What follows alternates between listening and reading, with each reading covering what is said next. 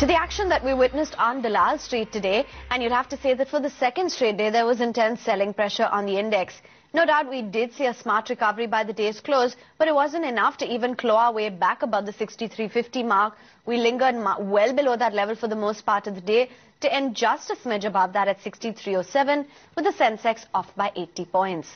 The broader markets too did stage a recovery. So for the small cap index, it snapped that two-day losing streak. Absolutely quiet for the mid-cap end of the market.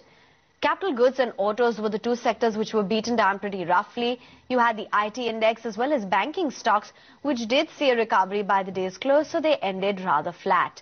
Tata Motors was your top loser for the day. SBI lost quite a bit of sheen, as did Bank of Baroda, and Tata Power too was in the red. Some stocks in focus then, and Bharti Infratel was up as Bharti Airtel and Reliance Jio signed the pack on the telecom infra sharing, and Reliance as well as Bharti as well as Reliance Jio, that pack may be extended to roaming on 2G, 3G and 4G. Meantime, some of the rice stocks were very active today, the likes of Kohinoor Foods, LT Foods and KRBL, as Qatar will be sourcing some 24,000 tons of rice from India, according to Reuters.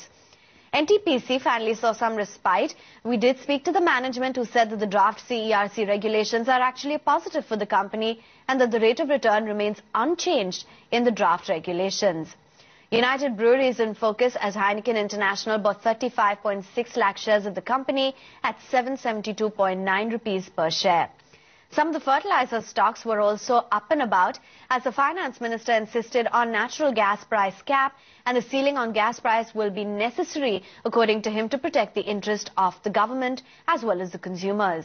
Take a look at Kanhaiya Motors in the session today. That one too was in the limelight on the upside as Macquarie maintained an outperform rating, with the target price being raised to 5,800 from an earlier 4,800. Shakti Pump, small company, but the promoters will be issued 15 lakh warrants and the counter was pretty active. Something like Orient Green, of course, there were rumors that IDFC may buy the Orient Green unit and the deal could be valued about around 300 crores in the Times of India. The company spoke with us saying that they're not in talks with PE funds to sell stake, but they are looking at various options to reducing their finance cost and selling minority stakes in select subsidiaries. And Suzlon Energy once again saw a good boost as the unit of the company got orders for 266 megawatts turbines in Germany.